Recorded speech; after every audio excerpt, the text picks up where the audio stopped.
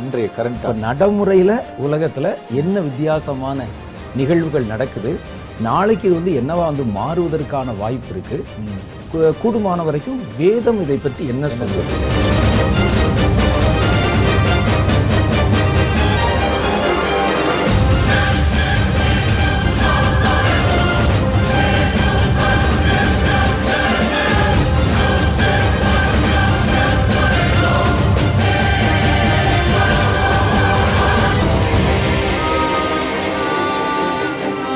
இன்னைக்கு மனிதர்களுடைய மனநிலையில வந்து நிறைய ஒரு குழப்பமான, அதுலது பல கேள்விகளால் நிறைந்த ஒரு மனநிலை வந்து இன்னைக்கு எல்லாருக்குள்ள இருக்குது. பல மாற்றங்களுக்கு உண்டான பதில் தெரியல நமக்கு. இது என்னவாகும் தெரியல, நம்முடைய பிள்ளைகளுடைய நிலை என்னாகும் தெரியல.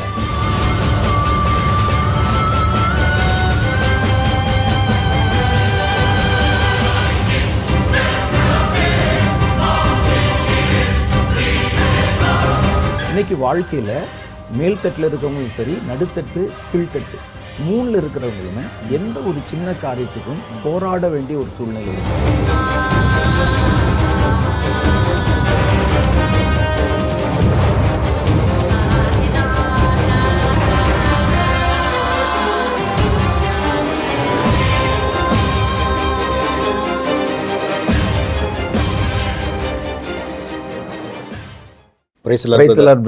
எப்படி இருக்கிறீங்க? ரொம்ப நல்லா இருக்கிறேன். நான் ஒரு விஷயத்த முதலே சொல்லிடுங்க. இப்போ முதல்ல நம்ம லாஸ்ட் வீக் நம்ம நிகழ்ச்சியை பேசணும். ஆமா, ரொம்ப நாள் கழிச்சு நம்ம பேச ஆரம்பிச்சு ரொம்ப ஒரு இன்ட்ரெஸ்டிங்கான ஒரு அகைன் வந்து ஒரு அவேர்னஸ் கொடுக்கக்கூடிய ஒரு நிகழ்ச்சியை தான் நம்ம பேசணும். அதுல வந்து நிறைய பேர் வந்து கடிதம் போட்டிருக்கிறாங்க. குறிப்பாக நிகழ்ச்சி நீங்க தொடங்கிட்டீங்க, ரொம்ப சந்தோஷம் அப்படின்னு சொல்லி நிறைய பேர் ஜெபிக்கிறேன் அப்படின்லாம் போட்டிருக்கிறாங்க. நம்ம இந்த நிகழ்ச்சியினுடைய துவக்கத்துல வந்து எடுத்த உடனே ஆழமான காரியங்களுக்குள்ள போயிடக்கூடாதுன்னு முதல்ல கரையில இருந்து ஆரம்பிச்சு போறோம். இன்னும் கொஞ்ச நாள் வர வர வர இன்னும் ஆழமான பல முக்கியமான உலகத்தின் நடைமுறைகளை பற்றி நம்ம பேசலாம் அப்படின்னு ஒரு திட்டம் என் மனசுல வச்சிருக்கிறேன். கண்டிப்பா கண்டிப்பா. அதனால நம்ம கொஞ்சம் கொஞ்சமா உள்ள நம்ம போகலாம். ஆமா, இப்போ நம்ம சென்ற முறை நம்ம சந்தித்து கொண்ட போது இப்போ நீங்கள் சொன்னீங்க, அதாவது வந்து இப்போ வந்து உலக அளவில் அதை குறிப்பாக சபையுமே வச்சுப்போமே, சபையை வந்து ஒரு பிளான் பண்ணியே வந்து விசுவாசிகளுடைய நம்பிக்கையை வந்து குறைக்க பண்ணுறது, அது இழக்க பண்ணுறது, ஒரு ஊழியர்களுடைய நம்பிக்கை வந்து அப்படி இழக்க பண்ணுறது, கிறிஸ்து ஆண்டவர் மேலே வச்சிருக்கிற நம்பிக்கையை வந்து மொத்தத்தில் வந்து ஒன்றுமில்லாம் ஆக்கிறதுக்கு இது ஒரு குரூப் செயல்படுறாங்க. அதுக்கு ஒரு காரணம் இருக்குது. ஏன்னா இவங்க வந்து இந்த இடங்களில் போனீங்கன்னா உங்களுக்கு நம்பிக்கை இல்லை, ஒரு சபையில் நம்பிக்கை இல்லை, ஒரு பாஸ்டர் மேலே நம்பிக்கை இல்லை, அந்த செய்தியை பரவ வச்சுட்டு வேற ஒரு இடத்துல நம்பிக்கை இருக்கு அப்படின்னு காட்டுறாங்க அப்படின்னு நீங்க வந்து ஒரு சின்ன க்ளூ மட்டும் கொடுத்தீங்க. ஆமா ஆமா, அதை குறித்து இதுல வந்து இன்னொரு முகமும் இருக்கு. முதல்ல சொல்லும்போது என்னன்னா, உள்ள நடக்கிற குறைகளை வந்து நம்ம வெளியரங்கமாக்கும் போது மற்றவங்களுக்கு வந்து புதிதாக ரட்சிக்கப்பட்டு வர்றதுக்கு அது ஒரு பெரிய ஒரு தடுமாற்றமும் ஒரு. அடுத்து ரெண்டாவது காரியம் வந்து அது அந்த மாதிரி பொது வெளியில குறை சொல்றவங்க வந்து ஒன்று தேவனையும் தேவனுடைய பிள்ளைகளையும் சபையும் தங்களுடைய சொந்த குடும்பத்தை போல நினைக்கலன்னு தான் அர்த்தம். குடும்பத்துக்குள்ள பல பிரச்சனை இருக்கும், போய் வெளியெல்லாம் சொல்லிட்டு இருக்க மாட்டாங்க யாரும். சொந்த சரீர மாதிரி பாவிக்கணும், அது மாதிரி பாவிக்கலன்னு அர்த்தம். அதுல குறைகள் வரும், சரி செய்யறதுக்கு எப்படி அப்படின்னு சம்பந்தப்பட்டவர்களோட பேசணும், அவங்களுக்கு செய்தி சொல்லணும். இது வந்து ஒரு பக்கம். சரி, இவங்க இதெல்லாம் பகிரங்கப்படுத்தி வெளியே கொண்டு வரும்போது அது சுவிசேஷ ஊழியத்துக்கு ஒரு பெரிய ஒரு தடையை உண்டாகும், ஒரு தடை கல் மாதிரி வரும். ஆமா, வரும்போது இவங்க வந்து அதுக்கு முன்னாலேயே நிறைய துர்ச்செய்தியை கேள்விப்பட்டிருப்பாங்களா. நீங்க போய் ஒரு களத்தில் இறங்கி ஒருவரை சந்திச்சு சொல்ற போது அந்த களத்துல இறங்குற ஊழியர்களுக்கு தான் அந்த பிரச்சனை என்னன்னு தெரியும். சும்மா நம்ம வந்து ஒரு இடத்துல உட்காந்துட்டு நம்ம மாட்டுக்கு லைட்டை போட்டு பேசுறவங்களுக்கு தெரியாது. களத்துல இறங்குறாங்கல்ல, அவங்க போய் சொல்லும் போது அவங்க இந்த கேள்வி கேட்பாங்க. அந்த பாஸ்டரை பத்தி இப்படி சொன்னாங்களே, இந்த ஊழியரை பத்தி இப்படி சொன்னாங்களே, இப்ப நீங்க கொண்டாந்து இயேசு நல்லவர்னு சொல்றீங்களே அப்படிங்கிற ஒரு செய்தி வரும். அப்ப அதே மாதிரி இந்த துர்ச்செய்தியை ஊழியர்கள் பற்றி, உள்ள நடக்கிற காரியங்கள் பற்றி, சபைகள் பற்றி, அமைப்புகள் பற்றி குறை சொல்லுவதன் மூலம் ஜனங்களுடைய நம்பிக்கை இழக்க பண்றவங்க ஒரு பக்கம்னா, நம்ம இன்னொரு பக்கத்தையும் பார்க்கணும். அந்த குறைக்கு காரணமா இருக்கிறவங்கன்னு ஒரு குரூப் இருக்கிறாங்க. அவர்கள் வந்து இப்பெல்லாம் துணிகரமான காரியங்கள், இவங்க குறை சொல்றதன் மூலம் உண்டாகிற பாதிப்பை விட, குறை சொல்லக்கூடாதுன்னு நம்ம சொல்லல, குறை சொல்றதுனால உண்டாகிற பாதிப்பை விட அந்த குறைக்குரியவர்களா இருக்காங்கல்ல, அவங்க செய்யற காரியங்கள் ரொம்ப துணிகரமான காரியங்கள் மாத்திரம் இல்ல, ஜனங்களை வந்து திசை மாற பண்ணக்கூடிய, வழி மாற பண்ணக்கூடிய பல காரியங்கள். கண்டிப்பா சமீபமா நான் பார்க்கும்போது, நான் வந்து ரட்சிக்கப்பட்டு வந்தது உங்களுக்கு தெரியும். நான் 79, 80 எல்லாம் வந்துட்டேன். சபையில் இருந்தேன், ஒரு நல்ல சபையில் ஐக்கியமாகலாம் இருந்தேன். அப்போ அந்த மாதிரி இருந்த காலகட்டங்களில் இருந்த சபைகள், எங்களை நடத்தினவர்கள், போதகர்கள், அமைப்புகள், அங்கே சொல்லித்தந்த காரியங்கள், அதுக்கும் இப்போ இருக்கிற இந்த நவீன கிறிஸ்டியானிட்டிக்கும் நிறைய மாற்றம் இருக்கு. ஆமாம்மா. முதல் மாற்றமாக நான் என்ன பார்க்கறேன்னா, ஒரு வியாபாரத்தில் ஒரு கார்ப்பரேட் மனோபாவம் எப்படி வந்திருக்கோ அதே மாதிரி கார்ப்பரேட் மனோபாவம் சபைகளுக்குள்ளேயும் ஊழியங்களுக்குள்ள வந்துருச்சு. ஒரு ஆர்கனைசேஷன் மாதிரி, ஒரு சபை மாதிரி நடத்தாம ஒரு ஆர்கனைசேஷன், ஒரு கார்ப்பரேட் அது மாதிரி நடத்துறாங்க. இதுல நான் ஒரு சின்ன விஷயம் ஆட் பண்ண விரும்புறேன். இந்த மாதிரி சில ஊழியங்கள்ல அவங்க கொடுத்துருக்க டைட்டிலே பார்த்தீங்கன்னா பிரதர் அந்த மாதிரிலாம் கூப்பிட மாட்டாங்க. எம்டி, சிஇஓ, இப்படி ஒரு ஆர்கனைசேஷனுக்காக வச்சிருக்கிறாங்க. சரி, ஆனால் அது தெரியல, இது வந்து நான் சரியா இல்லையான்னு தெரியல. அந்த ஆர்கனைசேஷனுடைய அந்த ஃப்ளேவர் உள்ள வந்துருச்சு. நீங்க சொல்ற மாதிரி கார்ப்பரேட் மனோபாவம் வந்து இப்போ உள்ள ரொம்ப வந்துருச்சு. நான் சொல்ற காலகட்டங்களில் கூட நிறுவனங்கள், அமைப்புகள் எல்லாம் இருந்தது.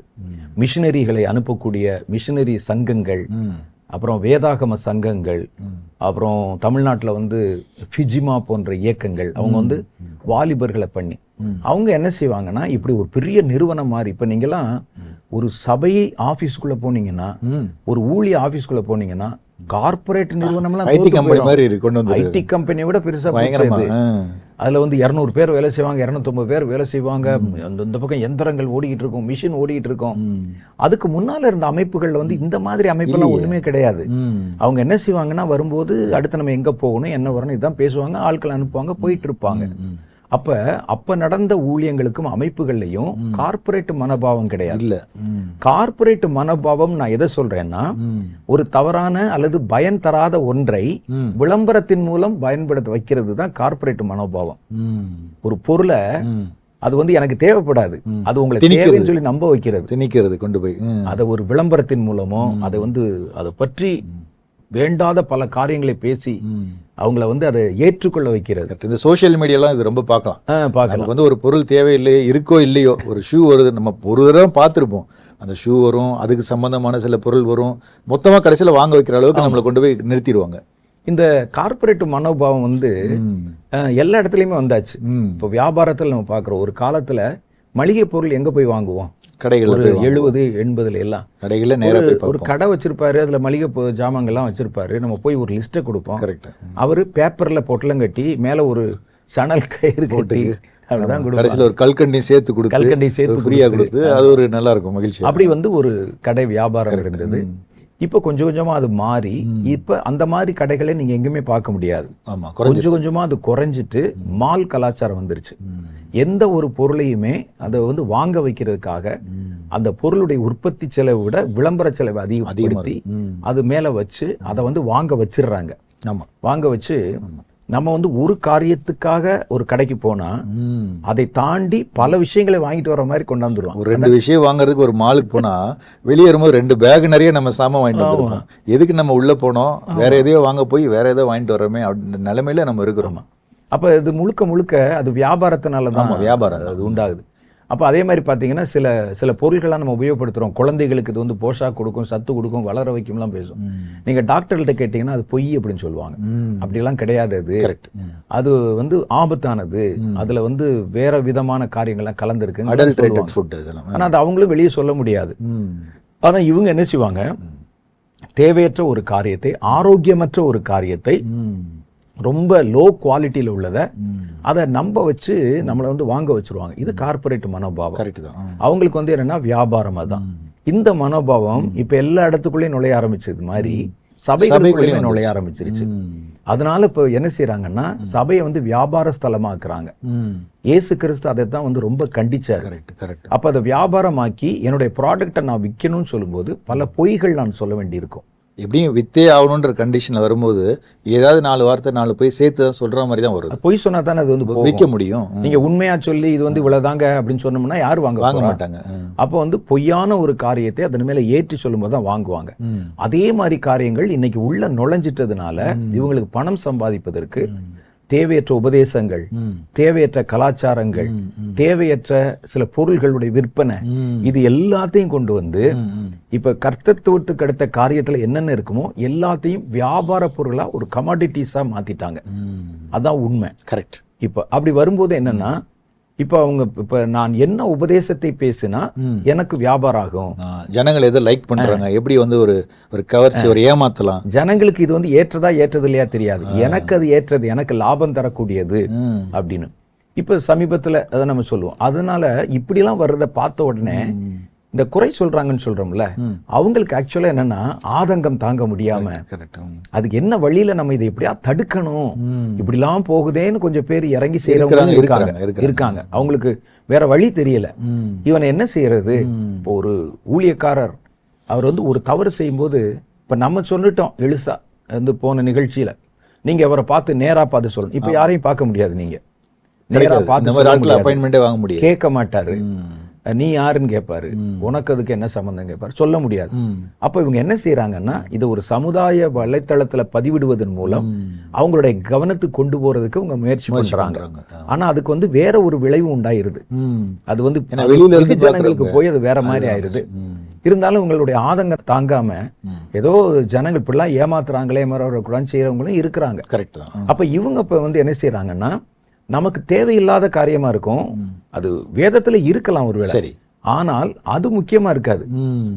அப்படிப்பட்ட ஒரு விஷயத்த இவங்க என்ன செய்வாங்கன்னா, அதை வந்து வியாபாரம் பண்ணுவதன் மூலம், அதுக்கு புதிய புதிய காரியங்கள் கொடுப்பதன் மூலம், அதை ஜனங்கள் நம்ப வைக்கிறதன் மூலம், அதனால தங்களுக்கு கிடைக்கிற லாபத்துக்காக அந்த ப்ராடக்டை வலியுறுத்தி பேசுவாங்க. குறிப்பா நம்ம சொல்லணும்னா செழிப்பின் உபதேசம். செழிப்பின் உபதேசத்துல இந்த உலகத்துல உங்களை பணக்காரராக்கணும், அது ஆபிரகாமுடைய ஆசீர்வாதம் உங்களுக்கு வந்தது, இன்மையை குறித்த காரியங்கள் அப்படின்னு பேசுறாங்க. ஒருவேளை அவருக்கு வந்து இம்மைக்குரிய ஆசீர்வாதத்தை பற்றியே நான் வந்து பேசுறேன், சரி பேசுறேன், அதே மாதிரியே வந்து நடக்குதுன்னே வச்சு நடக்குது. இந்த இம்மைக்குரிய ஆசீர்வாதத்துக்கு நான் எவ்வளவு நாளைக்கு சொந்தக்காரரா இருப்பேன்? ஒரு லிமிடேஷன் இருக்குல்ல, இவ்வளவு வயசு தான், இவ்வளவு நாள் தான், அதுக்கப்புறம் என்ன பண்றது? நான் சொத்து சேர்த்தாலும் மரணத்தை விடுங்க, குறிப்பிட்ட வயசுக்கு மேல அதை என்னால அனுபவிக்க முடியாது, நினைச்சு சாப்பிட முடியாது, நினைச்ச இடத்த போக முடியாது. அப்ப இந்த செழிப்பு என் வாழ்க்கையில எவ்வளவு நாளைக்கு பயன்பட போகுது? அல்லது நான் பயன்படுத்தினா கூட என்னுடைய ஆயுசு காலம் ஒரு 70 வயசுன்னா அந்த 70 வயசு தானே வைக்க போறேன். அப்ப இதை கொண்டு வந்து இதை மாத்திரமே முன்னிறுத்தி அவங்க வந்து பேசுறாங்க. அப்ப டெம்பரரியான விஷயம். இதை விட முக்கியமானது நித்திய ஜீவன், பர்மனன்ட். அதை பற்றி பேசுறது இல்ல. ஏன்னா மனிதர்களுக்கு அது சுவைக்காது. அதெல்லாம் யாரு கண்டது, மரணத்துக்கு பிறகு என்னன்னு இருக்கிற காரியத்தை பார்ப்போம் அப்படின்னு நினைக்கிற மனோபாவம் இருக்குல்ல, அவங்கள குறி வச்சு இவங்க வந்து செகண்ட் கிரேட் குவாலிட்டி இருக்கும், அல்லது மூணாவது நமக்கு தேவையில்லாத ஒரு விஷயமா இருக்கும், இதை வந்து முன்னிலைப்படுத்தி பேசுவாங்க. அப்ப கிறிஸ்துவிடத்திலே முக்கியமானது என்னன்னு கேட்டீங்கன்னா நித்திய ஜீவன் தான். நித்திய ஜீவனை தருவேன் என்ற வாக்குத்தத்தம் தான் வாக்குத்தத்தத்திலேயே முக்கியமானது. பணக்காரர்கள் ஆவதற்கு பல வழி இருக்கு. இன்னைக்கு உலகத்துல பணக்காரராக இருக்கவங்க எல்லாம் நிறைய சொல்ல முடியாது. நீங்க அது கரெக்ட். அவங்க வந்து விசுவாசித்து செழிப்பின் உபதேசத்தை நம்பி அதை ஏற்றுக்கொண்டு அந்த வசனத்துக்களை ஜெபம் பண்ணி அப்படி பணக்காரானவங்க நீங்க சொல்ல முடியாது. நிறைய பேர் இருக்கிறாங்க, தன்னுடைய உழைப்பால வந்தவங்க இருக்கிறாங்க, அதானிகள் அம்பானிகள் மாதிரி ஒவ்வொரு தேசத்திலயுமே பெரிய பெரிய ஆட்கள் இருக்கிறாங்க, அவங்க முயற்சியில வந்தவங்க. ஆனால் நித்திய ஜீவனை மாத்திரம் நீங்க கிறிஸ்து இல்லாம வேற எங்கேயுமே பெற முடியாது. வேற எந்த மத நம்பிக்கையிலையோ வேற எந்த காரியத்திலையுமோ நித்திய ஜீவன் அப்படின்னு நித்திய ஜீவன் பற்றி சொல்லியிருந்தால் கூட அதை அடையக்கூடிய வழி வந்து கிறிஸ்துவினாலதான் உண்டாக்கப்பட்டது, அவருடைய ரத்தத்தினால உண்டாக்கப்பட்டது. அப்ப அந்த வழி வந்து அவங்க போதிக்கிறது, அதை போதிக்கிறது இல்ல.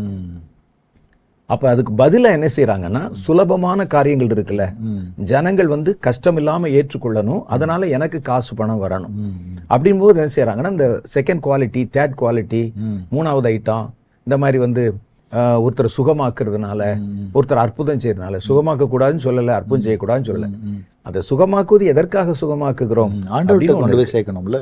இயேசு அப்படித்தானே செய்தாரு. சுகமானோடனே அதிக கேடு ஒன்றும் உண்டாகாதபடி பாவம் செய்யாதிரு.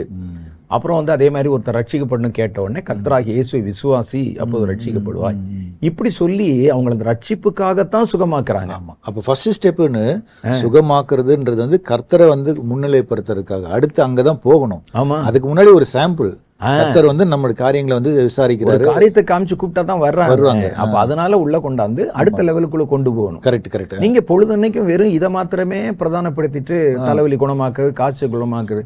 இப்போ நான் பார்க்கும்போது சொல்லுங்க, ஒரு மருத்துவத்துறையில இருக்கிறவருக்கு தெரியாத வியாதியெல்லாம் பிரசங்கம் பண்ற மேடையில பேசுற சுகமாக்குகிற ஊழியர்களுக்கு அது தெரியும். எப்படின்னு தெரியல. அவங்க அங்க இருந்து சொல்லும் போதே சில வியாதிகளுடைய பேரே சொல்றாங்க. சரி சரி. சொல்லி உன்னுடைய அந்த பிபி இந்த அளவு இருக்கணும், அது பார்த்தா உனக்கு இந்த அளவுல இருக்கு. ஒரு டாக்டருக்கு தெரியாதுலாம் இப்ப சொல்லி சொல்லி குணமாக்குறதா பாக்குறோம். அப்ப இவங்க என்ன செய்யறாங்கன்னா இதை உட்கார்ந்து ப்ரிப்பேர் பண்ணி படிச்சிருப்பாங்க, படிச்சு Googleல புதுசா தேடி என்ன வியாதி இருக்கு, சில வியாதி பேர்லாம் நமக்கு வாயிலே வராது, அதெல்லாம் சொல்லுவாங்க கடகடன்னு சொல்லி அது கர்த்தர் உன்னை குணமாக்குகிறார். குணமாக்க கூடாதுன்னு சொல்லல. ஆனா குணமாக்கப்படுவதற்கு கிறிஸ்து மாத்திரம் இல்ல, இன்னும் நிறைய வழி இருக்கு. ஒரு ஆபரேஷன் இருக்கு, ஒரு ஹாஸ்பிடல் இருக்கு. ஆனா நித்திய ஜீவனுக்கு கிறிஸ்து மாத்திரம் தானே இருக்கிறாரு. அப்ப நீங்க மாற்று இல்ல, அதுக்கு மாற்று இல்ல. இல்ல அதுதான் மாற்று இல்ல. மற்ற எல்லாத்துக்கும் மாற்று இருக்கு. குணமாக்குறதுக்கு மாற்று இருக்கு, பணம் சம்பாதிப்பதற்கு மாற்று இருக்கு, செழிப்புக்கு மாற்று இருக்கு, ஒரு உயர்வுக்கு மாற்று இருக்கு. ஆனால் நித்திய ஜீவனுக்கு மாத்திரம் மாற்று இல்ல. அப்ப எங்க நம்ம வித்தியாசப்படுறோம்னு பார்த்து அதைத்தானே நீங்க போக்கஸ் பண்ணணும், அததானே பிரசங்கம் பண்ணணும். அது வந்து நீங்க எங்க போனாலும் கிடைக்காதே. நீங்க ஒரு இடத்துல போய் கடல்ல போய் பாவத்தை கரைச்சாலும் கரையாது. உங்க பாவம் வந்து நம்ம வந்து மற்றவர்களுக்கு தானம் பண்ணுவதன் மூலம் பாவம் வந்து போகாது. சிலர் சொல்லுவாங்க இதெல்லாம் செய்ய புண்ணியம், நீங்க செய்த பாவம்லாம், அப்படிலாம் எங்கேயுமே இல்ல, எந்த வேதத்திலையும் இல்ல. அப்ப இதெல்லாம் வரும்போது இதுல இந்த ஒரு இடத்துலதான் நம்ம வந்து வித்தியாசப்படுறோம். அப்ப இதுதான் நம்முடைய ஸ்பெஷாலிட்டி. நீங்க இதைத்தான் நம்ம மையப்படுத்த. அப்ப எது செய்யணுமோ அதை செய்யாம மற்ற காரியத்தில் தான் செய்யறாங்க. ஆமா, முன்னிலைப்படுத்துறாங்க. ஆமா. இப்ப சுவிசேஷம் அறிவிக்கிறோம் போறவங்க கூட சுவிசேஷத்தை வந்து அறிவிக்கிறது இல்ல, வெறும் சுகமாக்குறத சொல்லுவாங்க. அப்புறம் வந்து பேய் பிசாசுல இருந்து விடுதலை சொல்லுவாங்க. இவ்வளவுதான் பேசி முடிச்சிட்டு அது சம்பந்தமா ஒரு சம்பவம் இருக்கும் பைபிள்ல, ஏதாவது ஒரு குருடன் பார்வையிடுறது, அது மாதிரி ஒரு சம்பவத்தை சொல்லி முடிச்சுட்டு வந்துருவாங்க. அந்த குருடன் சம்பவத்துல குருடனை பார்வையடைய வைத்த கிறிஸ்து பார்வையடைய வைக்க மாத்திரம் இல்ல, அதுக்கப்புறம் அவனை நித்திய ஜீவன் கொண்டு போறது வல்லமை உள்ளவர் சொல்லி முடிச்சா தான் அந்த சுவிசேஷம் முடியுது அந்த இடத்துல. அப்ப ஃபர்ஸ்ட் லெவல் சுவிசேஷம் தான் சொல்றாங்க. இதே சொல்லிட்டே பொழுதன்னைக்கு இப்படி போயிட்டே இருப்பாங்க. என்னன்னு கேட்டா இவங்களுக்கு வந்து ஜனங்களுடைய கூட்டம் வந்து வரணும், ஒரு காணிக்கை வரணும், அது வந்து தொடர்ந்து வரணும். அப்ப ஒரு காணிக்கை வரும்போது, அப்ப ஜனங்கள் கூட்டம் வரணும்னு சொல்லும்போது நீங்கள் அவங்க விரும்புற மாதிரி இலகுவான காரியங்களை சொல்லணும். இலகுவான காரியங்களை அப்படி சொன்னீங்கன்னா அவங்க வருவாங்க. கரெக்ட். சுமையான காரியங்களை சொன்னீங்கன்னா வரமாட்டாங்க. இயேசு கிறிஸ்துவுக்கே அது நடந்தது. அவர் அற்புதம் செய்த போது 5000க்கும் அதிகமான பேரு மலை பிரசங்கம் கேட்க வந்தாங்க. அவர் எங்க போனாலும் கூட்டம் நெரிச்சிட்டு வந்தாங்க. அவங்க உட்கார வச்சு வானத்திலிருந்து வருகிற அப்பம் நானே, அப்பதான் நித்திய ஜீவனை பத்தி பேசுறாரு. அப்போ ஒருவன் என்னுடைய மாம்சத்தை புசித்து என்னுடைய ரத்தத்தை பானம் பண்ணா தான் என்னோட பங்கு உள்ளவன் அப்படின்னு பேசணும்னு, இது கடினமான உபதேசம். யார் ஃபாலோ பண்ண முடியும்? யார் ஃபாலோ பண்ணுவான்னு சீஷர்கள் கூட போறதுக்கு மனசு அப்படியே திரு பிடிச்சிருக்காங்க. அப்ப நிறைய பேர் போயிட்டாங்க.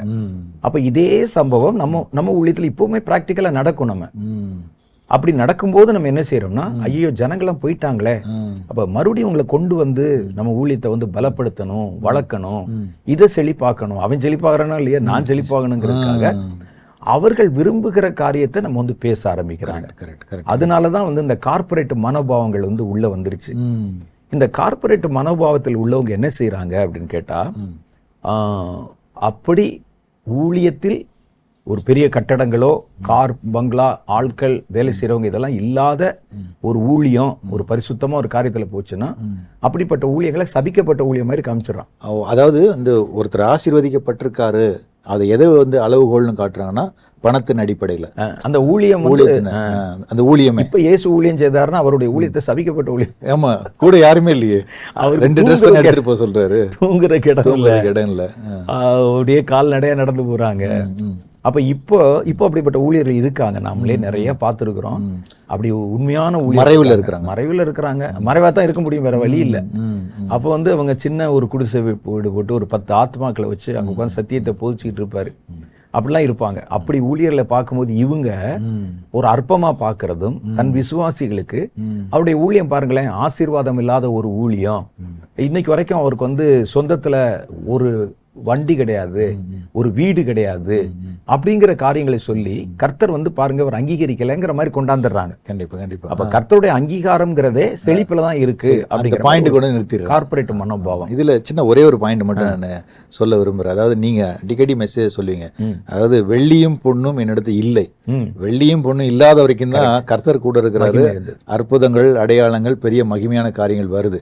அப்ப அதை மறந்துடக்கூடாது. ஏன்னா பழைய இதுக்கு முன்பாக அந்த அப்போஸ்தலர் காலங்களில் பார்த்தீங்கன்னா பேதுரு, அப்போஸ்தலர்கள் எல்லாருமே வந்து இப்படி பெரிய கார்பரேட்லாம் ஒரு பெரிய இன்ஃப்ராஸ்ட்ரக்சர்லாம் கிரியேட் பண்ணி யாரும் பண்ணல. ஆனால் பெரிய பெரிய அற்புதங்கள் அடையாளம்லாம் செய்கிறாங்க. கரெக்ட். அதெல்லாம் இப்போ மிஸ் ஆகுது. ஆமாம். இப்போ வந்து நீங்கள் சொன்ன அந்த ஒரு உதாரணத்தில் ஒரு வார்த்தை வந்து மிஸ். அது என்னன்னு கேட்டீங்கன்னா, வெள்ளியும் பொண்ணும் என்னிடத்தில் இல்லை, என்னிடத்தில் உள்ளதை தருகிறேன் அடிக்கிறாரு. கர்த்தராகிய இயேசுவின் நாமத்தில் எழுந்து நட. அப்ப என்கிட்ட வெள்ளியும் பொண்ணும் இல்லை, கர்த்தராகிய இயேசுவின் வல்லமையும் அவருடைய நாமமும் இருக்கு. அதான் அர்த்தம். அப்ப வெள்ளியும் பொண்ணும் இல்லாத வரைக்கும் தான் இருக்கும். அது ஏன் அதை சொல்றாருன்னா, அடுத்து வரக்கூடிய அதை ஒரு ப்ராஃபஸினே சொல்லலாம், தீர்க்க தரிசனம். வெள்ளியும் பொண்ணும் இப்ப வந்து அவங்க காலத்துல இல்ல, அதற்கு அடுத்து வந்த காலத்துல சரித்திரத்துல நீங்க பாத்தீங்கன்னா, எந்த ரோம அரசாங்கம் கிறிஸ்தவர்களை எதிர்த்ததோ ஊழியர்களை எதிர்த்ததோ அதே ரோம அரசாங்கம் அவங்கள வந்து ஏற்றுக்கொண்டு ராஜாவை விட பெரிய போஸ்ட் கொடுத்து வச்சுட்டான் டாப்ல. அப்பதான் பாத்தீங்கன்னா மத குருமார்கள் வர்றாங்க, போப் வர்றாங்க. இன்னைக்கு கேட்டீங்கன்னா முதல் போப் யாருன்னு கேட்டா பேதுருன்னு சொல்லுவாங்க. அது இவங்களா கொண்டாந்தது. பேதுரு காலத்துல போப்புங்கிற அமைப்புலாம் கிடையாது. அப்போ வந்து அடுத்து வந்து போப்புகள் வந்தாங்க. அந்த மத குருமார்கள் வந்து கவர்மெண்டே ஆட்டி படைச்சாங்க. அவங்க சொல்றத கவர்மெண்டே கேட்கணும் அப்படின்ற லெவல்ல.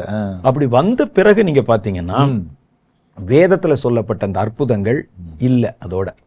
அப்புறம் இதை முழுசுமே அது என்ன ஒரு அரசாங்கம் மாதிரியோ ஒரு வியாபாரம் மாதிரியோ நடத்த ஆரம்பிச்சிட்டாங்க அவங்க பீரியட்லயே. ஒரு ஆர்கனைசேஷன் மாதிரியே இப்ப செய்யற இதே தான் அவங்க வந்து இன்னும் அது வந்து வேற மாதிரி செஞ்சாங்க. பாவ மன்னிப்பு அது உண்மை.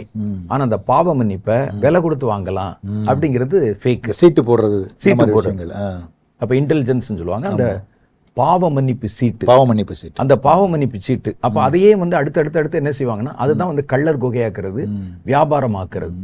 இப்போ இவங்களுக்கு வந்து என்னன்னா, அற்புதம் இல்ல, வல்லமை இல்ல, தேவனுடைய மகிமை வெளிப்படல, ஆனா பணம் இருக்கு நிறைய. அப்ப இல்லாத நம்பிக்கைகளை உருவாக்கி ஜனங்களுக்கு அந்த நம்பிக்கையை வந்து வியாபாரமாக்கி அவங்கள வந்து தன் வசப்படுத்தி அவங்களுக்கு வந்து இல்லாத கற்பனை கதைகளை எல்லாம் கட்டுக்கதைகளை கட்டி அவங்கள உள்ள கொண்டு வராங்க. வேதத்துல பாவ மன்னிப்புன்னு ஒன்று இருக்கு, அது தப்பு இல்ல. ஆனா அந்த பாவ மன்னிப்புக்கு சீட்டு போட்டு சொல்றோமே, அப்ப அந்த இடத்துல தான் சாத்தானுடைய தந்திரம். அதே காரியம் தான் இன்னைக்கு இங்க இருக்கு. இன்னைக்கு வந்து அன்னைக்கு சீட்டு இருந்தது, இன்னைக்கு பாத்தீங்கன்னா ஜெப எண்ணெய், ஜெப பேனா, ஒரு ஸ்ப்ரே, என்னென்னமோலாம் புதுசு புதுசா சொல்றாங்க. அப்ப இதெல்லாம் வேதத்துல இல்லாத காரியங்களை இன்னைக்கு வந்து புதிய புதிய காரியங்களை கொண்டு வருவாங்க, ப்ராடக்ட்ஸ் கொண்டு வந்துடுறாங்க. ஆமா, அதுக்கு வந்து ஒரு சில நேரத்தில் வசனம் கூட காமிப்பாங்க. ஜெவமண்ணு சொன்னா அவனுக்கு வந்து எண்ணெய் பூசி ஜெவமண்கள் போட்டிருக்கே அப்படின்னு சொல்லுவாங்க. அது வேதத்துல இருக்கும். அதை இவங்க நடைமுறைப்படுத்தும் போது அதுல ஒரு பொய்யை கலந்துருவாங்க உள்ள. எண்ணெய் பூசி தான் ஜெபம் பண்ண சொன்னாங்க, எண்ணெய் வந்து விற்க சொல்லல. ஆனா இவங்க வந்து எண்ணெய் பூசி அதை விற்கிறதும் செய்யறாங்க. கண்டிப்பா. இப்ப பாவ மன்னிப்புங்கிறது உண்மை, அந்த பாவ மன்னிப்புக்கு ஒரு சீட்டுங்கிறது பொய். அந்த பாவ மன்னிப்பு இந்த சீட்டுனால வரும் சொல்லுமா, இப்ப இயேசுனுடைய ரத்தம் என்னாச்சு அதானே. அப்படி என்ன செய்யறாங்கன்னா, அதையே இன்னும் கொஞ்சம் எலாபரேட்டா, இன்னும் கொஞ்சம் டீப்பா வேற மாதிரி, ஒரே மாதிரி செஞ்ச ஜனங்கள் எல்லாம். அதுக்கு என்ன செய்யறதுன்னா, அந்த பாவ மன்னிப்பு சீட்டுல சீசன் டிக்கெட் மாதிரி போட்டுறது. சரி சரி, நீங்க மொத்தமா ஒரு அமௌண்ட் கொடுத்து வாங்கிட்டீங்கன்னா ஒரு 2 வருஷத்துக்கு உள்ளான பாவத்துக்கு நீங்க மன்னிப்பு பெற்றுறீங்க. தினம் வந்து வாங்க வேணாம். ஏன்னா வந்து கூட்டம் வேற அலமோதுறாங்க, இவங்களுக்கு கொடுக்கறது கஷ்டமா இருக்கு. அது கரெக்ட். சீட்டு மொத்தமா காசு வாங்கிடுவோம், மொத்தமா வாங்கிறது. சீசன் டிக்கெட் வாங்குறோம்ல பஸ்ல, எவ்வளவு வேணா செஞ்சு. ஆமா, அது மாதிரி. அது என்னன்னா, இனிமேல் நீங்கள் செய்ய போகிற பாவத்துக்கும் அட்வான்ஸா வந்து நீங்க பாவ மன்னிப்பு வாங்கிட்டு செய்யலாம் அப்படிங்கிறது. இதே காரியம் வந்து இப்ப இருக்கு, ஆனா சீட்டுல இல்ல. இவங்க என்ன சொல்றாங்கன்னா, கிருபையின் உபதேசத்துக்குள்ள நீங்க உட்பட்டு விட்டால், கர்த்தருடைய கிருபைக்குள்ள வந்துட்டா, நீங்க செய்யற எந்த பாவமே மன்னிக்கப்பட்டுரும். ஒரு போதகர் பேசுனதை நானே கேட்டேன். அவர் வந்து என்ன சொல்றாருன்னா, கம்ப்யூட்டர்ல ஆன்டிவைரஸ் எப்படி போடுறீங்களோ அதே மாதிரி கர்த்தருடைய நாமம் உங்களுக்குள்ள இருந்துச்சுன்னா, நீ ஒரு பாவம் செய்யும் போது அந்த பாவம் வந்து உன்னுடைய ஆவியையும் ஆத்மாவையும் பாதிக்காத அளவுக்கு பாவம் செஞ்சிருவோம். ஆனா அதை வந்து இந்த ஆன்டிவைரஸ் வந்து தடுத்துரும். செய்த பிறகு இந்த ஆன்டிவைரஸ் வந்து க்ளீன் பண்ணி ஜெபம் கூட பண்ண வேண்டியது இல்ல. ஆண்டவரிடத்துல போய் அதை நீங்க வாட்டி செஞ்சுட்டே இருங்க, அது வாட்டி கழுவிட்டே இருக்குங்க. அப்ப இதெல்லாம் பாத்தீங்கன்னா ஃபேக். இது வேதத்துல இல்லாதது. பாவ மன்னிப்புன்னு இருக்கு. அந்த பாவ மன்னிப்புக்கு அவங்க காமிக்கிற வித்தியாசம் டெக்னிக்கலா சொல்றாரு. அவங்க அந்த சீட்டு போட்டாங்க, இவர் வந்து அதே பாவம் மன்னிப்பு டெக்னிக்கலா. இப்போ வந்து டிஜிட்டல் காலம் வந்துருச்சு, ஆன்டிவைரஸ். அப்ப இந்த மாதிரி காரியங்கள் எல்லாம் உள்ள புகுத்தி ஜனங்களை வந்து வேற மாதிரி ஒரு வழிக்குள்ள வந்து கொண்டு போறாங்க. அப்ப இது இந்த மனப்பான்மை பேர் தான் கார்ப்பரேட் மனப்பான்மை அப்படின்னு நம்ம சொல்றோம். அப்ப இதன் மூலம் அவங்க கோடிக்கணக்கில் சம்பாதிக்க முடியுது. ஏன் ஜனங்கள் இதை ஏற்றுக்கொள்றாங்கன்னா இவங்களுக்கு இது ஒரு சுலபமான அப்ரோச்சா இருக்குது. நீங்க வந்து டைரக்டா வந்து ஜெனுவினா போகணும்னு சொன்னா நீங்க பல காரியங்களை இழக்க வேண்டியிருக்கும். இடுக்கமான வாசல்ல போற மாதிரி, இடுக்கமான வாசல், அதுக்குள்ள நீங்க போக முடியாது, விரும்புறது இல்லை. அப்ப நாங்க என்ன செய்யறோம்னா பக்கத்துல ஒரு பெரிய வாசலை வச்சு, இதுவும் அங்க போற பாதை தாங்க, ஏன் அங்க போய் முட்டி மோதிட்டு அது கஷ்டம், இதை கொஞ்சம் வந்து விசாலமாக்கி வச்சிடுறாங்க. ஆனா ஆக்சுவலா இது வந்து இதுக்கு பின்னால பாதையே கிடையாது. அது கேட்டுக்கு போற வாசல். கேட்டுக்கு கூட போகாது, பாதியோட போயிட்டு அதோட ஒரு முட்டுச்சந்தில கொண்டாந்து நிறுத்திடும். அது கரெக்ட். அது வந்து ஏமாந்துட்டு அங்கேயே போய் நின்று நம்ம இருக்கோம்னு நம்பிட்டு இருப்பான். அப்ப இந்த மாதிரி காரியங்கள் உள்ள கொண்டு வர்றாங்கல்ல, இதுவுமே தேவன் மேல நம்ம வைக்கிற நம்பிக்கையை வந்து இழக்க வைக்குது. தவறான ஒரு காரியம், தவறான உபதேசம், உண்மையான காரியத்தை மறந்து தேவனுடைய காரியத்தை மறந்து அப்படியே மறக்க வைக்கும். ஆமா. அப்ப இது மாதிரி தந்திரங்கள் வந்து நிறைய வந்து இன்னைக்கு தேவனுடைய பிள்ளைகள் நடுவில் புதிதாக அறிமுகப்படுத்தப்படுகிறது. அறிமுகப்படுத்த வைக்கும் போது இவங்க என்ன செய்யறாங்கன்னா சுலபமான முறைய எடுத்துக்கிட்டு தங்களை தானே சமாதானப்படுத்திக்கிறாங்க. நான் தான் சர்ச்சு போயிட்டேன்ல, அவ்வளவுதான், இதான் நல்லா இருக்குல்ல அப்படிங்கிற மாதிரி பண்றாங்க. அப்ப சில காரியங்களை வந்து இந்த விசுவாசிகள் மேலே சில தவறு இருக்கு. நான் போன முறை இந்த ஒரு பிரசங்கத்துல கூட சொல்லியிருந்தேன். இப்போ நீங்க பாத்தீங்கன்னா எல்லா ஊழியங்கள்ல இருந்தும் இந்த அதிகாலை ஜெபம் அப்படின்னு சொல்லி ஒரு டிவோஷன் வந்து உண்மைதான் இதுல கொடுப்பாங்க ஆன்லைன்ல. நான் அதை தப்பு சொல்லல. ஆனால் அது என்ன ஆகுதுன்னு கேட்டா ஜனங்களுக்குள்ள இது போதுமானதுன்னு நினைக்கிற அளவுக்கு அவங்க போயிருது. முதல்ல அதை தான் தேடுற மாதிரி வந்து, அதை தேடுற மாதிரி. இன்னைக்கு காலையில என்ன சொல்றாங்க அதை பாக்குறோம், நம்ம காலையில ஜெபிச்சிட்டோம்னு நினைக்கிறோம். இது என்ன ஆகுதுன்னு கேட்டா கர்த்தரோட நம்ம வந்து தனித்து காத்திருக்கிற அந்த அனுபவம் இருக்குல்ல, அதை தடை செஞ்சிருது. அந்த நேரத்துல நான் அந்த ஊழியரோட தான் கனெக்ட் ஆகிறேன் ஒழிய கிறிஸ்துவோட கனெக்ட் ஆகிறது இல்ல. அப்ப நான் என்ன செய்யணும், நான் தேவனுடைய பாதத்துல காத்திருந்து நானே ஜெபம் பண்ணி நானே அவருடைய பிரசன்னத்தை ருசிச்சு அப்படி அவர் என்ன சொல்றாருன்னு காத்திருக்கிறது அந்த காலை நேர ஜெபம்ங்கிறது. அதுலயும் ஒரு ஊழியர் வந்து நின்று உங்களுக்கு டிவோஷன் நடத்திட்டு இருந்தாருன்னா நீங்க அந்த ஊழியரை தான் ஃபாலோ பண்ணி போவீங்க ஒழிய கர்த்தரோட உங்களுக்கு ஒரு தனிப்பட்ட உறவு இருக்காது. ரெண்டுக்கும் நடுவில் வந்துடுறாங்க. அப்ப இதை நம்ம எப்படி செய்யலாம் அப்படின்னு கேட்டா, நீங்க காலையில நீங்க எப்பவும் உங்க ஜெபத்தை முடிச்சிட்டு அப்புறம் வேணா இந்த டிவோஷன்ல என்ன சொல்றாங்கன்னு கேட்கலாம். அடிஷனல் அநேகம் பேர் என்ன செய்வாங்க, காலையில எந்திரிச்சு அப்படி முகத்தை கழுவி எல்லாம் உட்காந்து அப்புறம் ஜெபம் பண்ணி பாட்டு பாடி பண்றதுக்கு அப்படி எந்திரிச்சிட்டு பக்கத்துல இந்த போனை வச்சுக்கிட்டு அப்படி பார்த்துக்கிட்டே ஒரு டிவோஷனை பார்த்துடலாமே அப்படின்னு அந்த சுலபமான வழியை தேர்ந்தெடுத்து அந்த சுலபமான வழியில் அவங்க வந்து ஒரு குளிர் காய்கிற அனுபவம்னு சொல்றது அது மாதிரி வந்துடுறாங்க. அப்ப இந்த குளிர் காய்கிற அனுபவம்னு நிறைய விஷயத்த அறிமுகப்படுத்தி இருக்கிறாங்க. காணிக்கை கொடுத்துட்டா கர்த்தர் பிரியமா இருப்பாரு, காணிக்கை கொடுத்துட்டா கர்த்தர் உங்களை ஆசீர்வதிப்பாரு, காணிக்கை கொடுத்துட்டா உங்க ஜெபத்தை கர்த்தர் கேட்பாரு, இப்படிங்கிற மாதிரி தவறான பல காரியங்களை கொண்டு வந்த உடனே இவங்க என்ன செய்யறாங்கன்னா, எதுக்கு போய் கஷ்டப்பட்டுக்கிட்டு பாவங்களை அறிக்கை செஞ்சு ஜெபம் பண்ணி பண்றதுக்கு, அதுக்கு ஒரு காசை கொடுத்து வாங்கிட்டு வந்துருவோம்யா அப்படிங்கிற ஒரு மனநிலைக்கு போயிட்டு வந்துருவாங்க. ஆமா ஆமா. அப்ப சில விஷயங்களை வந்து காம்ப்ரமைஸ் பண்றாங்க. நம்ம வந்து கர்த்தரை தான் தேடணும், நமக்கும் ஆண்டவருக்கு உள்ள உறவு தான் வந்து மேம்படுத்தணும், அதுல நாளுக்கு நாள் முன்னேறி போகணுன்றதை விட்டுட்டு முதல்ல வந்து அந்த கேலண்டர்ல போய் வசனத்தை தேடுவாங்க. ஆமா ஆமா. இப்போ வந்து அதே அதை வந்து டிஜிட்டல் ஃபார்மேட்ல கொண்டு வந்து வசனமே இங்க ஒரு பெரிய டிவோஷனாவே வந்துருது, ஒரு 15-20 நிமிஷத்துக்கு அந்த மாதிரி வந்துருது. ரட்சிக்கப்பட்ட புதுசுல எனக்கு இந்த அதிகாலை ஜெபத்தை பத்தி சொல்லி கொடுத்தாங்க. சரி.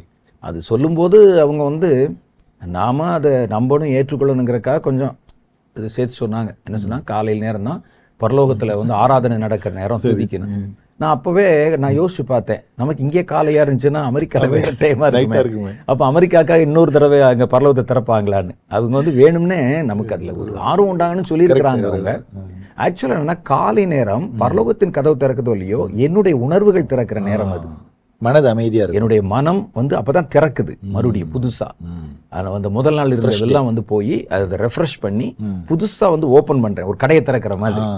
அந்த முதல் நேரத்துல என்னுடைய மனமெல்லாம் வேற குழப்பங்களுக்கெல்லாம் விலகி இருக்கிற நேரத்துல தேவனோட நம்ம பேசும்போது நம்ம ரொம்ப சுலபமா பேச முடியுது, பல விஷயங்களை பேச முடியுது. கொஞ்சம் காத்திருக்கும் போது அவர் பேசுறதை கேட்க முடியுது.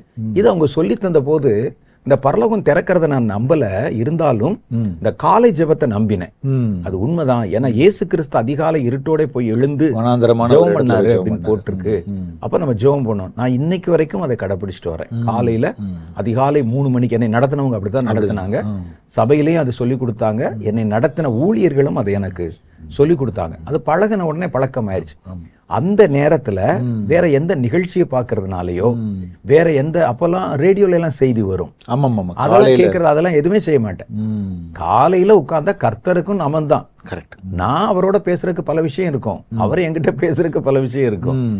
அந்த நேரத்துல வேற யாரும் அந்த நேரத்தை பகிர்ந்து கொள்ளக்கூடாது, பங்கு போடக்கூடாது அப்படிங்கறதுல சரியா இருப்போம். கரெக்ட். அப்ப இப்ப நமக்கு இன்ஸ்டன்ட் காஃபி, இன்ஸ்டன்ட் டீ, அதே மாதிரி இன்ஸ்டன்ட் மெசேஜ், மாவு, அதேதான், அதெல்லாம் வர மாதிரி மெசேஜ் ஆயிடுச்சு. இப்போ அவரே தியானம் பண்ணி கொடுத்துருவாரு. இன்னைக்கு காலையில கர்த்தர் இந்த நிகழ்ச்சியின் மூலம் என்கிட்ட பேசினார். கர்த்தர் பேசினது அந்த நிகழ்ச்சி 1,00,000 பேர் பார்த்திருக்கிறாங்க, 50,000 பேர், அவ்வளவு பேருக்கு அந்த செய்தி. ஆனா உங்களுக்குன்னு பேசுறதுக்கு ஒரு செய்தியை கர்த்தர் கண்டிப்பா. ஒரு குடும்பம்னு இருந்தா அந்த குடும்பத்துல 4 பேர் இருப்பாங்க, அப்பா அம்மா 2 பிள்ளைங்க இருந்தாங்கன்னா ஒருத்தருக்கும் அவங்களுக்கு தேவையான செய்தி அதுல இருக்கும். கரெக்ட். காலேஜ் போற பையனுக்கும் ஒரே செய்தி, ரிட்டையர்ட் வீட்டில் இருக்கிறவருக்கும் ஒரே செய்தி இருக்காது, வசனங்கள் அடிப்படையில். அப்போ வேற வேற செய்தி இருக்கும். இந்த மாதிரி டைலூட் பண்ணும்போது இது என்ன நடக்குதுன்னு கேட்டா, நான் ஒரு தவறான காரியத்தை இது சரின்னு நம்பி மண்குதிரை இருக்கிற மாதிரி நான் இதுல இறங்கிடுவேன், ஃபாலோ பண்ண ஆரம்பிச்சிடும். நல்லா தானே இருக்கு, இதுல என்ன தப்பு இருக்குன்னு நினைப்போம். அதை நுணுக்கமா பார்த்தா தான் அதுல இருக்க தவறு தெரியும், மற்றபடி நமக்கு தெரியாது. அப்ப இது தேவனுக்கும் எனக்கு இடையில இருக்கிற உறவை பாதிக்குது. ஏன் இதை நான் சொல்றேன் அப்படின்னு கேட்டா, எதுக்குமே மாற்று வழியை நம்ம தேடக்கூடாது. இப்போ எனக்கு ஆசீர்வாதம் வேணா காசை கொடு அப்படின்னா, இது எனக்கு கடைச்சரக்கா? கர்த்தர் ஆசீர்வாதிக்க காசு வாங்கியா? அந்த ஊழியக்காரருக்கு காசு தேவைப்படும், கர்த்தருக்கு என்ன தேவைப்படுது? அப்ப இந்த மாதிரி சில மாற்று வழிகளை, ஒரு குறுக்கு வழியை அவங்க சொல்லி கொடுப்பாங்க. சொல்லி கொடுக்கும்போது திரளான ஜனங்கள் இந்த சுலபமான வழியை சொல்றவங்களை தான் பின்பற்றுவாங்க. கடினமான காரியத்தை சொன்னா அவங்க பின்பற்ற மாட்டாங்க. இதை வைக்கும்போது இதுல முக்கியமான காரியம் நான் என்ன சொல்ல வரேன்னா, இப்ப நேரம் முடிய கடைசி நான் சொல்ல வர்றது என்னன்னா, கிறிஸ்துவுக்கும் உங்களுக்கும் இருக்கிற தொடர்பு குறைஞ்சிருச்சுன்னா அடுத்து நம்பிக்கையின்மை வந்துடும். கண்டிப்பா. அந்த உறவு, அந்த கனெக்ஷன் எந்த அளவுக்கு ஆண்டவரோட நம்ம இன்டகிரேட்டடா இருக்குமோ அந்த நம்பிக்கை கிறிஸ்துவ மேல அதிகரித்து கொண்டே போகும். கிறிஸ்துவோடு இருக்கிற உறவு தான் உங்க நம்பிக்கையை பலப்படுத்தும், அதை புதுப்பிக்கும், அதை அதை எப்பவும் தகுதியுள்ளதா வச்சுக்கிறோம். அந்த நம்பிக்கை, அந்த கிறிஸ்துவோடு இருக்கிற உறவு போயிருச்சுன்னா வேதம்ங்கிறது ஒரு டெக்ஸ்டா மாறிடும். ஆராதனைங்கிறது ஒரு பாரம்பரிய வழக்கமா மாறிடும். ஜெபம்ங்கிறது ஏதோ செய்யணுமே அப்படிங்கிற மாதிரி ஒரு வேலையா, கடமையா மாறி, அனுபவமா இருக்காது. கர்த்தரோட தொடர்பு இருக்கும் போதுதான் இதுக்கு எல்லாத்துக்குமே உயிர் இருக்கும். எல்லாமே இருக்கும், ஆனா அதுல ஜீவன் இருக்காது. கண்டிப்பா. அப்ப சாத்தான் எங்க கை வைக்கிறான்னா, கடவுளுக்கும் நமக்கும் இடையில தொடர்புல, உறவுல கை வைக்கிறான். அந்த உறவுல கை வைக்கிற எந்த காரியமுமே உங்க நம்பிக்கை இழக்க பண்ணுகிற காரியம் தான். கண்டிப்பா. இதுல ஒரே ஒரு விஷயத்தை மட்டும் நான் சொல்லி நிறைவு செய்யலான்னு பாக்குறேன். அதாவது ஆதியில ஆதாம் ஏவாள் இருக்கும்போதும் கர்த்தரோட அந்த குளிர்ச்சியான வர அந்த நேரத்துல வரும்போதும் அந்த உறவு தான், அந்த உறவு தான் ஃபர்ஸ்ட் கட் பண்ணாங்க. கரெக்ட். அதுக்கப்புறம் தான் அந்த பாவத்துல போய் அந்த உறவை கட் பண்ணிட்டு அப்புறம் என்ன வேணாலும் செய்யலாம், உங்களை எதை வேணா நம்ப வைக்கலாம். ஆமா. இப்ப கர்த்தருக்கு எனக்கு இடையில உறவு இருந்துச்சுன்னா, ஒரு தவறான காரியம் வந்துச்சுன்னா, நான் அடுத்த நாள் காலைல ஜெபம் பண்ணும்போது கர்த்தர் எனக்கு சுட்டி கண்டுபிடிச்சுவாரு, அல்லது நான் பேசும்போது எனக்கு அந்த காரியத்தை தெளிவுபடுத்திடுவார். தொடர்பு அருந்து போச்சுன்னா நான் எதை சொன்னாலும் நீங்க நம்பத்தானே வேணும். கண்டிப்பா. அப்படிதான் உலகம் அப்படி பல்வேறு விதமான காரியங்கள்ல ஒரு விக்கிரகத்தை கூட அவங்க கடவுள் நம்புறதுக்கு காரணம் எல்லாம் கடவுளுடைய கூட இருக்கிற உறவு கட்டானதுனால தான். ஆமா, அந்த உறவு என்ன செய்வாங்கன்னா, ஃப்ரெண்ட்ஸ் நடுவில், தகப்பன் தாய்க்கு நடுவில் உறவை கட் பண்ணிட்டா மற்றவங்க என்ன சொல்றாங்களோ அதை நம்ம நம்புற மாதிரி இருந்துரும். அவங்க அவன்லாம் பொல்லாதவன் சொன்னா நீங்க நம்பிடுவீங்க. அந்த உறவு இருந்துச்சுன்னா, இல்லையே நான் நேத்து கூட பார்த்தனே, அவர் சொன்னாரே, நீங்க அதை கன்ஃபார்ம் பண்ண உடனே அந்த தவறுகள் ஆட்டோமேட்டிக்கா மறைஞ்சிடும். ரொம்ப அருமையா பல காரியங்களை பேசியிருக்கிறோம். நான் அடுத்த நிகழ்ச்சியில இன்னும் நிறைய விஷயங்களை பேச வேண்டியிருக்கு. நம்ம அடுத்த நிகழ்ச்சியில தொடர்ந்து சந்தித்து பேச. கண்டிப்பா பிரதர்.